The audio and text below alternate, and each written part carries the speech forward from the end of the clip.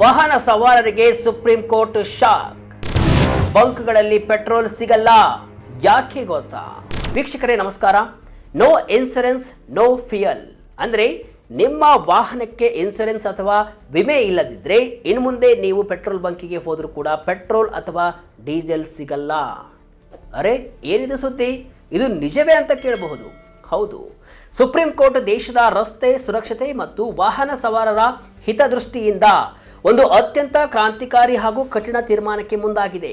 ಇನ್ನು ಮುಂದೆ ನಿಮ್ಮ ವಾಹನಗಳಿಗೆ ಇನ್ಸೂರೆನ್ಸ್ ಇಲ್ಲ ಅಂದರೆ ಯಾವ ಬಂಕ್ನಲ್ಲೂ ಕೂಡ ಪೆಟ್ರೋಲ್ ಡೀಸೆಲ್ ಸಿಗಲ್ಲ.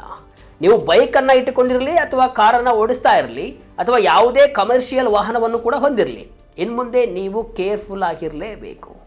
ನಿಮಗೆ ಗೊತ್ತಾ, ದೇಶದಲ್ಲಿ ಸಂಚರಿಸುವಂತಹ ಒಟ್ಟು ವಾಹನಗಳಲ್ಲಿ 56% ವಾಹನಗಳಿಗೆ ಇನ್ಸೂರೆನ್ಸ್ ಇಲ್ಲವೇ ಇಲ್ಲ. ಅಂದರೆ ಸುಮಾರು 16.5 ಕೋಟಿಗೂ ಹೆಚ್ಚು ವಾಹನಗಳು ರಸ್ತೆಯಲ್ಲಿ ಯಾವುದೇ ಇನ್ಸೂರೆನ್ಸ್ ಇಲ್ಲದೆ ಧೈರ್ಯವಾಗಿ ಓಡಾಡ್ತಿವೆ.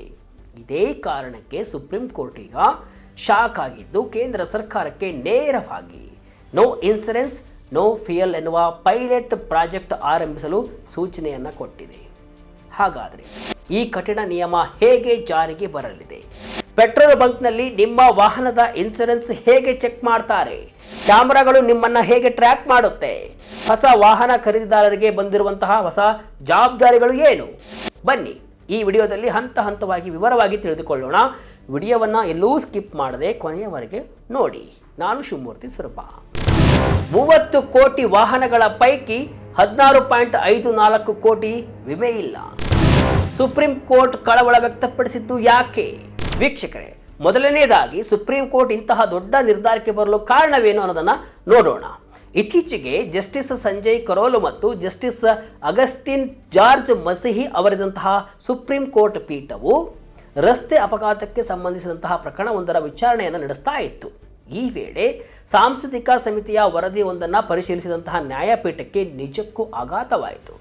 ಆ ವರದಿಯ ಪ್ರಕಾರ ಭಾರತದಲ್ಲಿ ಸುಮಾರು 30 ಕೋಟಿ ವಾಹನಗಳು ನೋಂದಣಿಯಾಗಿವೆ. ಆದರೆ ಅದರಲ್ಲಿ ಬರೋಬ್ಬರಿ 16.54 ಕೋಟಿ ವಾಹನಗಳಿಗೆ ಯಾವುದೇ ಸಿಂಧುತ್ವ ಹೊಂದಿರುವಂತಹ ಇನ್ಸೂರೆನ್ಸ್ ಇಲ್ಲ. ಅಂದರೆ 56% ವಾಹನಗಳು ಕನಿಷ್ಠ ಥರ್ಡ್ ಪಾರ್ಟಿ ಇನ್ಸೂರೆನ್ಸ್ ಕೂಡ ಇಲ್ಲದೆ ರಸ್ತೆಯಲ್ಲಿ ಓಡಾಡ್ತಿವೆ. ನಮ್ಮ ಸಂವಿಧಾನದ ಆರ್ಟಿಕಲ್ 21 ಪ್ರತಿಯೊಬ್ಬ ನಾಗರಿಕನಿಗೂ ಕೂಡ ಬದುಕುವ ಹಕ್ಕನ್ನು ಕೊಡುತ್ತೆ. ರಸ್ತೆಯಲ್ಲಿ ಸಂಚರಿಸುವಂತಹ ಪ್ರತಿಯೊಬ್ಬ ವ್ಯಕ್ತಿಯ ಜೀವಕ್ಕೂ ಕೂಡ ಮೌಲ್ಯವಿದೆ.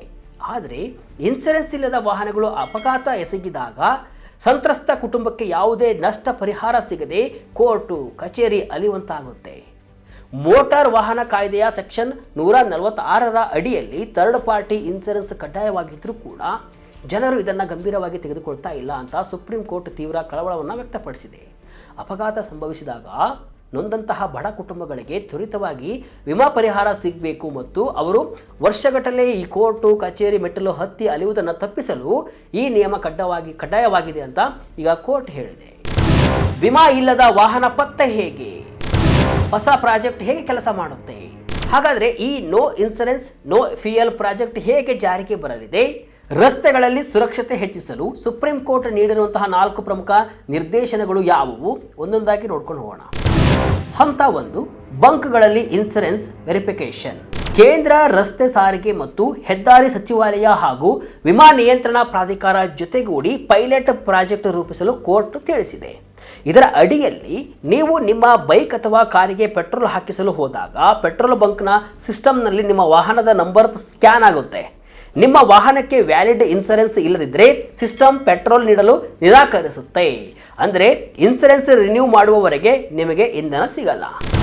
ಹಂತ 2, ANPR camera Vahan portal link. ಈಗಾಗಲೇ ನಮ್ಮ ನಗರಗಳ ರಸ್ತೆಗಳಲ್ಲಿ ಮತ್ತು ರಾಷ್ಟ್ರೀಯ ಹೆದ್ದಾರಿಗಳಲ್ಲಿ ANPR ಅಂದರೆ ಆಟೋಮ್ಯಾಟಿಕ್ ನಂಬರ್ ಪ್ಲೇಟ್ ರೆಕಗ್ನೇಷನ್ ಅಂದರೆ ಆಟೋಮ್ಯಾಟಿಕ್ ನಂಬರ್ ಪ್ಲೇಟ್ ಗುರುತಿಸುವ ಕ್ಯಾಮ್ರಾಗಳು ಇವೆ. ಇವುಗಳನ್ನು ಕೇಂದ್ರ ಸರ್ಕಾರದ ವಾಹನ್ ಪೋರ್ಟಲ್ ಮತ್ತು ಇನ್ಸೂರೆನ್ಸ್ ಡೇಟಾ ಬೇಸ್ ಜೊತೆ ನೇರವಾಗಿ ಲಿಂಕನ್ನು ಮಾಡಲಾಗುತ್ತೆ. ನಿಮ್ಮ ವಾಹನ ರಸ್ತೆಯಲ್ಲಿ ಹೋಗ್ತಾ ಇದ್ದಂತೆಯೇ ಕ್ಯಾಮ್ರಾ ನಿಮ್ಮ ನಂಬರ್ ಪ್ಲೇಟ್ ಸ್ಕ್ಯಾನ್ ಅನ್ನು ಮಾಡಿ ಇನ್ಸೂರೆನ್ಸ್ ಇದೆಯೋ ಇಲ್ಲವೋ ಎಂಬುದನ್ನು ತಕ್ಷಣವೇ ಪತ್ತೆ ಹಚ್ಚಿ ಆಟೋಮೆಟಿಕ್ ಈ ಚಲನ್ ಫೈನ್ ಜನರೇಟ್ ಅನ್ನು ಮಾಡುತ್ತೆ. ಹಂತ 3, ಟ್ರಾಫಿಕ್ ಪೊಲೀಸರ ಕೈಗೆ ಮೊಬೈಲ್ ಆ್ಯಪ್ ಡಿವೈಸ್. ಇನ್ನು ರಸ್ತೆಯಲ್ಲಿ ನಿಂತು ತಪಾಸಣೆ ನಡೆಸುವಂತಹ ಟ್ರಾಫಿಕ್ ಪೊಲೀಸರಿಗೆ ವಿಶೇಷವಾದ ಮೊಬೈಲ್ ಆ್ಯಪ್ ಅಥವಾ ಹ್ಯಾಂಡ್ ಹೆಲ್ಡ್ ಡಿವೈಸ್ಗಳನ್ನು ನೀಡಲಾಗುತ್ತೆ. ಅವರು ನಿಮ್ಮ ಯಾವುದೇ ಭೌತಿಕ ಕಾಗದ ಪತ್ರಗಳನ್ನು ಕೇಳುವ ಅಗತ್ಯವಿಲ್ಲ. ಜಸ್ಟ್ ನಿಮ್ಮ ವಾಹನದ ನಂಬರ್ ಎಂಟರ್ ಮಾಡಿದರೆ ಸಾಕು. ನಿಮ್ಮ ವಾಹನಕ್ಕೆ ಇನ್ಸೂರೆನ್ಸ್ ಇದೆಯೋ ಇಲ್ಲವೋ ಎಂಬ ಸಂಪೂರ್ಣ ಮಾಹಿತಿ ಸ್ಪಾಟ್ನಲ್ಲೇ ಸಿಗುತ್ತೆ. ಇನ್ಸೂರೆನ್ಸ್ ಇಲ್ಲದಿದ್ದರೆ ಸ್ಥಳದಲ್ಲೇ ಪೊಲೀಸರು ದಂಡವನ್ನು ಹಾಕ್ತಾರೆ. ಹೊಸ ವಾಹನಗಳ ಇನ್ಸೂರೆನ್ಸ್ ಅವಧಿ 1 ವರ್ಷ ಹೆಚ್ಚಳ.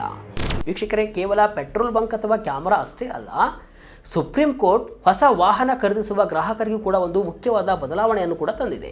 ಅದೇನಪ್ಪ ಅಂದರೆ 2018ರಲ್ಲಿ ಸುಪ್ರೀಂ ಕೋರ್ಟ್ ಹೊಸ ಕಾರುಗಳಿಗೆ 3 ವರ್ಷ ಮತ್ತು ಹೊಸ ಬೈಕ್ಗಳಿಗೆ 5 ವರ್ಷಗಳ ಕಡ್ಡಾಯ ಥರ್ಡ್ ಪಾರ್ಟಿ ಇನ್ಸೂರೆನ್ಸ್ ನಿಯಮ ತಂದಿತ್ತು.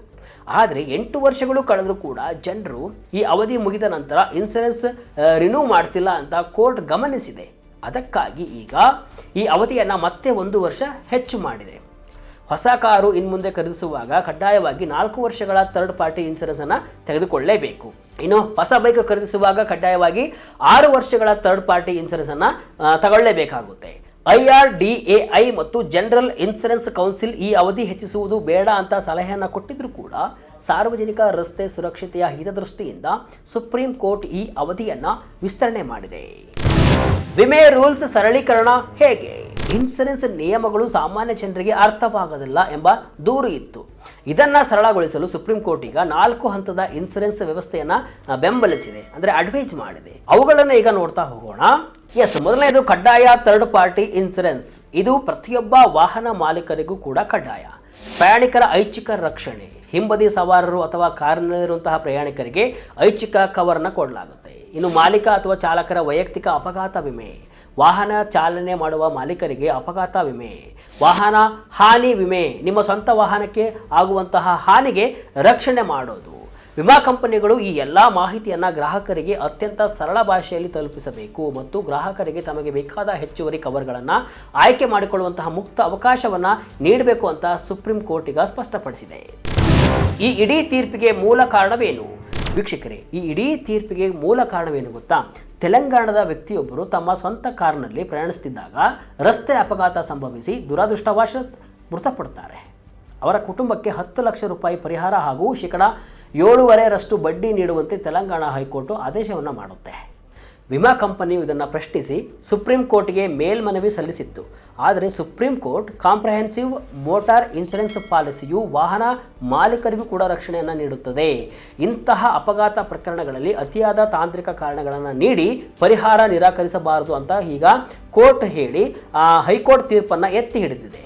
ಅಷ್ಟೇ ಅಲ್ಲದೆ ಈ ನೋ ಇನ್ಶೂರೆನ್ಸ್ ನೋ ಫ್ಯೂಯಲ್ ಸೇರಿದಂತೆ ಎಲ್ಲ ನಿಯಮಗಳ ಅನುಸರಣೆ ವರದಿಯನ್ನು ಸಲ್ಲಿಸಲು ಕೇಂದ್ರ ಸರ್ಕಾರ ಹಾಗೂ ಸಂಬಂಧಪಟ್ಟಂತಹ ಪ್ರಾಧಿಕಾರಗಳಿಗೆ ಆಗಸ್ಟ್ 14ರವರೆಗೆ ಗಡುವನ್ನು ಕೊಟ್ಟಿದೆ.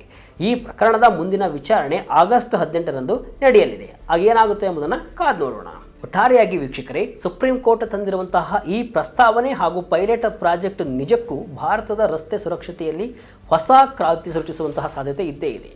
ಇದು ತಕ್ಷಣವೇ ನಾಳೆಯಿಂದಲೇ ಎಲ್ಲ ಪೆಟ್ರೋಲ್ ಬಂಕ್ಗಳಲ್ಲಿ ಜಾರಿಯಾಗದಿದ್ದರೂ ಕೂಡ ಶೀಘ್ರದಲ್ಲೇ ಪೈಲಟ್ ಪ್ರಾಜೆಕ್ಟ್ ರೂಪದಲ್ಲಿ ಆರಂಭವಾಗಿ ನಂತರ ದೇಶಾದ್ಯಂತ ಕಡ್ಡಾಯವಾಗುವಂತಹ ಎಲ್ಲ ಲಕ್ಷಣಗಳು ಕೂಡ ಕಾಣಿಸ್ತಾ ಇದೆ. ಆದ್ದರಿಂದ ನಿಮ್ಮ ವಾಹನದ ಇನ್ಸೂರೆನ್ಸ್ ಇನ್ನು ಮುಂದೆ ಎಕ್ಸ್ಪೈರ್ ಆಗಿದ್ದರೆ ತಕ್ಷಣವೇ ಅದನ್ನು ರಿನ್ಯೂ ಮಾಡಿಸಿಕೊಳ್ಳಿ. ಕೇವಲ ಪೊಲೀಸರ ದಂಡದಿಂದ ತಪ್ಪಿಸಿಕೊಳ್ಳಲು ಮಾತ್ರವಲ್ಲ, ನಿಮ್ಮ ಹಾಗೂ ಇತರರ ಜೀವ ಮತ್ತು ರಕ್ಷಣೆಯ ಹಿತದೃಷ್ಟಿಯಿಂದ ಇನ್ಸೂರೆನ್ಸ್ ಮಾಡಿಸುವುದು ಪ್ರತಿಯೊಬ್ಬ ನಾಗರಿಕನ ಜವಾಬ್ದಾರಿ. ವೀಕ್ಷಕರೇ, ಈ ಸುಪ್ರೀಂ ಕೋರ್ಟ್ನ ನೋ ಇನ್ಸೂರೆನ್ಸ್ ನೋ ಫ್ಯೂಯಲ್ ತೀರ್ಮಾನದ ಬಗ್ಗೆ ನಿಮ್ಮ ಅಭಿಪ್ರಾಯವೇನು? ಪೆಟ್ರೋಲ್ ಬಂಕ್ನಲ್ಲಿ ಇನ್ಸೂರೆನ್ಸ್ ಚೆಕ್ ಮಾಡುವುದು ಸರಿಯಾ? ಕಮೆಂಟ್ ಮಾಡಿ ತಿಳಿಸಿ. ಇದಿಷ್ಟು ಇವತ್ತಿನ ವಿಶೇಷ. ಇದೇ ರೀತಿಯ ಹಲವು ವಿಶ್ಲೇಷಣೆ, ಮಾಹಿತಿ ಅಷ್ಟೇ ಅಲ್ಲ, ಮನರಂಜನೆಯ ವಿಡಿಯೋಗಳಿಗಾಗಿ ವಿಜಯ ಕರ್ನಾಟಕ ವೆಬ್ಸೈಟ್, ಫೇಸ್ಬುಕ್ ಹಾಗೂ ಯೂಟ್ಯೂಬ್ ಪೇಜನ್ನು ಫಾಲೋ ಮಾಡಿ. ಧನ್ಯವಾದಗಳು.